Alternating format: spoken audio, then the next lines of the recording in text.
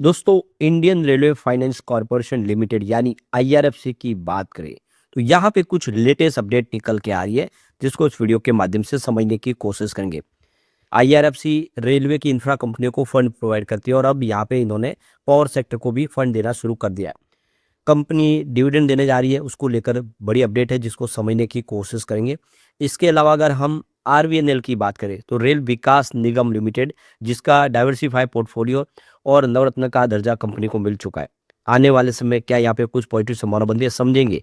कुछ latest update है जिसको जानने की कोशिश करेंगे इस वीडियो के माध्यम से। साथ में हम आईआरसीटीसी को डिस्कस करेंगे, जहाँ पे देख सकते हो कि कंपनी को लेकर कुछ बड़ी संभावना बन रही है। आप देखिए, नया शेयर होल्डिंग पैटर्न आ गया जो काफी चौंकाने वाला है। आईआरसीटीसी जो पिछले साल 1.5 साल में स्टॉक नहीं बढ़ा, क्या आने वाले समय बेहतर करेगा। साथ में हम यहाँ पे डिग्गी कोर स्टूडियो को डिस्कस करेंगे, जिसने जबरदस्त बोनस देने का ऐलान कर दिया है। लेकिन फ्रेंड्स, उससे पहले अगर आप पहली बार हमारे चैनल पे आए तो चैनल को सब्सक्राइब कर दीजिए, एक बेल आइकॉन दबा दीजिए, ताकि जब भी नया वीडियो बने पहला नोटिफिकेशन आपको मिले। वीडियो पसंद आए तो लाइक से जरूर कीजिए। चलो फ्रेंड्स, वीडियो स्टार्ट करते हैं। मैं हूँ आपका दोस्त SB दवे और हमारे अपने चैनल ऑनलाइन कमाई में आपका बहुत बहुत स्वागत है। सबसे पहले आईआरएफसी के कारोबार की बात करें तो देख सकते हो कि कल की मुहूर्त ट्रेडिंग में 125 पर क्लोजिंग थी। हल्की सी गिरावट देखने को मिली। अब आप देख सकते हो स्टॉक इस समय काफी नीचे है, क्योंकि इसका जो हाई है आप देखिए 229 का है। उससे स्टॉक कम से कम आप देखें तो इस समय 105 रुपये आपको नीचे दिखाई देगा। यानी यहाँ पे आगे जाने की संभावना भी काफी दिखाई दे रही है।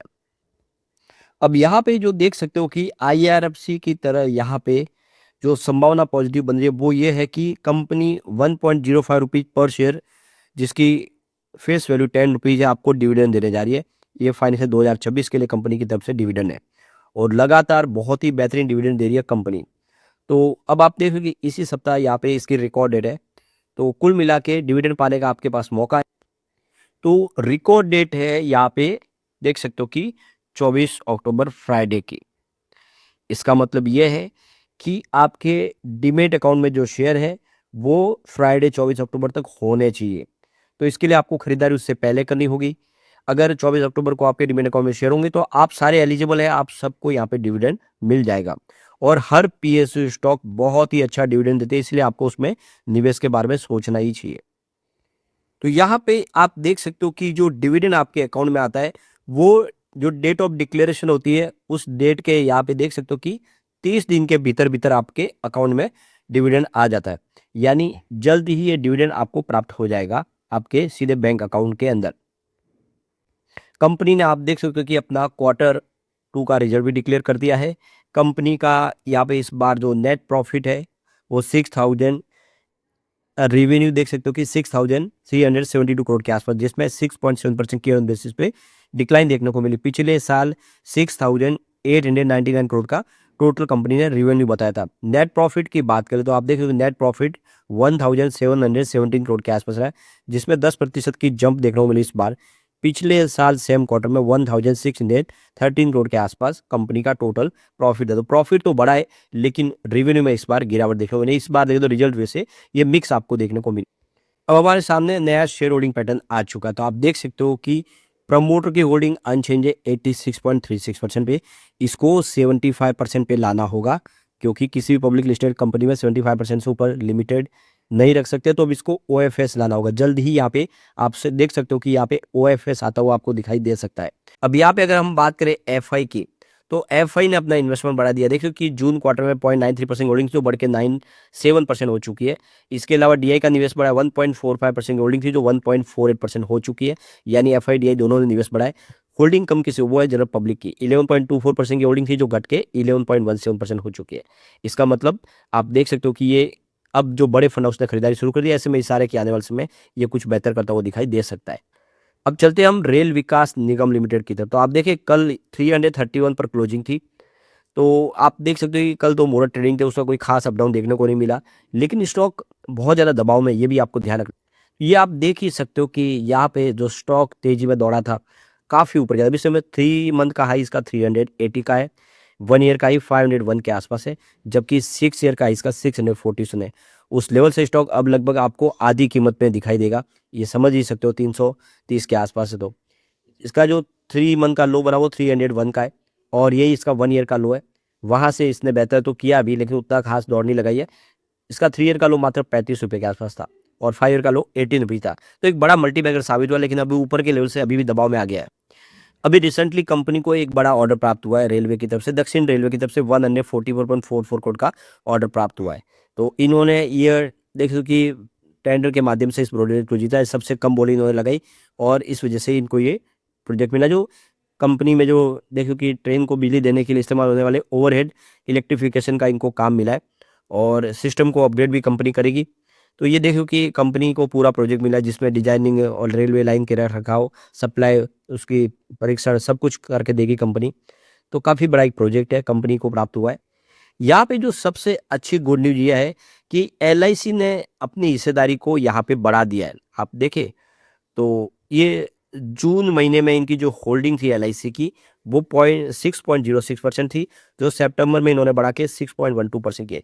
यानी इस गिरावट का एलआईसी पूरा फायदा उठा रहे हैं। इसका मतलब ये है कि आने वाले समय में ये स्टॉक में उनको उम्मीद है कि काफ़ी बेहतर हो सकता है आधी कीमत में, तो उसका मौके का वो फायदा उठा रहे। तो ये इससे एक बात समझ में आ रही कि आने वाला समय जो है वो आरबीएल के लिए बेहतर हो सकता है। अब यहाँ पे देख सकते हो कि प्रमोटर की होल्डिंग 72.84% के आसपास है। यहाँ पे एफआई का इन्वेस्टमेंट घटा है, 4.89% होल्डिंग थी जून क्वार्टर में, जो सितंबर में 4.66% हुई है। लेकिन डीआई ने निवेश बढ़ाया, 6.38% होल्डिंग थी जो बढ़ के 6.39% हो गई है। गवर्नमेंट की यहाँ पे 0.01% की होल्डिंग जो अनचेंज है। यहाँ पे पब्लिक ने भी अपनी होल्डिंग बढ़ाई, 15.89% होल्डिंग थी जो बढ़ के 16.08% हो चुकी है। ऐसे में आने वाले समय उम्मीद है कि अब यहाँ पे आरबीएल बेहतर कर सकता है। आरबीएल के बिजनेस की बात है तो आपको बहुत ज़्यादा फैला हुआ बिजनेस है। कंपनी नई लाइन बिछाती है, लाइन डबल और ट्रिपल लाइन करती है, फोर्थ लाइन करती है, हर तरह लाइन अपग्रेड करने का काम करती है। कंपनी गेज कन्वर्जन का काम करती है, इलेक्ट्रिफिकेशन का काम करती है और मेजर ब्रिज बनाती है। इस तरह से बहुत सारे फ्लाईओवर वगैरह रेलवे के वर्कशॉप का काम कंपनी करती है।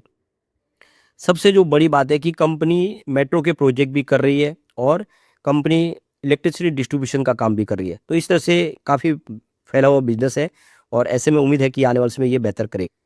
अब हम चलते हैं आईआरसीटीसी की तरफ। तो यहाँ पे आप देख सकते हो कि 716 पर क्लोजिंग देखने को मिली। आईआरसीटीसी का स्टॉक काफ़ी समय से दबाव में है। बिजनेस की बात करें तो कंपनी का आपको पता ही होगा ऑनलाइन टिकट बुकिंग का बिजनेस है। कंपनी का जो हर तरह के जो भी कोई टिकट खरीदता है ऑनलाइन, उसका रेवेन्यू सीधा जाके ऑनलाइन बुकिंग का बिजनेस का है, तो आईआरसीटीसी को मिलेगा। किसी भी वेबसाइट के माध्यम से आप बुक करें, फायदा सीधा जो है आईआरसीटीसी को होता है। और कब देखो कि करीब 82% जो रिजर्वेशन ट्रेन के जो टिकट है वो होल्ड करती है कंपनी। इसके अलावा आप देख सकते हो कि कंपनी यहाँ पे कैटरिंग हॉस्पिटैलिटी की बिजनेस करती है। यानी हर तरह की आप देखें रेलवे के लिए फूड सर्विस आपको प्रोवाइड करती होगी, जो फूड स्टॉल वगैरह रेलवे स्टेशन पे होते हैं। इसके अलावा फूड प्लाजा स्टेशन पे होते हैं। ई कैटरिंग का बिजनेस, वो सारा का सारा काम जो है कंपनी संभालती है। तो इसका भी इनको काफ़ी फायदा होता है। यहाँ तक कि आप देखें तो कंपनी लाउंज सर्विस भी स्टेशन में प्रोवाइड करती है एयरपोर्ट के तर्ज पे। इसके अलावा आप देख सकते हो कि कंपनी का जो बिजनेस है वो टूरिज्म का बिजनेस है। हर तरह के टूर ऑर्गेनाइज करती है कंपनी, जिसमें आप देखें तो फूड से लेके हर तरह की आपके ट्रैवलिंग टूरिज्म की, होटल रूम बुकिंग का सब कुछ कंपनी करती है। इससे भी इनको काफ़ी फायदा होता है। और company package drinking water supply करती है रेल नीर का। ये सारे बिजनेस इनके लिए गेम चेंजर है। कंपनी की फाइनेंशियल सेहत की बात करें तो कंपनी ऑलमोस्ट डेट फ्री है और कंपनी का जो गुड प्रॉफिट ग्रोथ है, सीएजीआर पिछले 5 साल का 20% के आसपास है। और कंपनी का अगर हम रिटर्न ऑन इक्विटी देखें, आरओई, तो पिछले 3 साल का 40.4% के आसपास है। तो काफ़ी अच्छा ट्रैक रिकॉर्ड। इसके अलावा company healthy dividend pay out करती है 46.4% का। तो इससे बात समझ में आ रही है कि ये स्टॉक वाकई में बहुत मजबूत है। अब हम चलते हैं यहाँ पे डीके कोर स्टूडियो लिमिटेड की तरफ। तो यहाँ पे 155 पर क्लोजिंग थी और देख सकते हो कि 3% के आसपास की तेजी देखने को मिली। तो यहाँ पे आप देखो कि कंपनी 1:1 के रेशियो में बोनस शेयर देने जा रही है। 24 अक्टूबर इसकी रिकॉर्ड डेट है। तो आपके पास एक अच्छा मौका है कि इस बोनस का आप फायदा उठा सकते हैं। यहाँ पे सबसे अच्छी बात इसकी प्रमोटर होल्डिंग जो बहुत ही बेहतर है। 66.75% की होल्डिंग जो है प्रमोटर के पास है। यानी आप देख सकते हो कि प्रमोटर यहाँ पे पकड़ बहुत मजबूत है, काफ़ी अच्छा उनका निवेश है और किसी छोटे स्टॉक में ये होल्डिंग होना बड़ी मायने रखती है। यहाँ पे एफआई ने जम के निवेश बढ़ाया, 0.01% होल्डिंग थी जो बढ़ा के 0.50% कर दिया। एफआई ने बहुत सारा निवेश किया है। इसके अलावा जनरल पब्लिक की होल्डिंग यहाँ पे घट गई है, 33.37% की होल्डिंग थी जो घट के यहाँ पे 32.76% के आसपास रहेगी।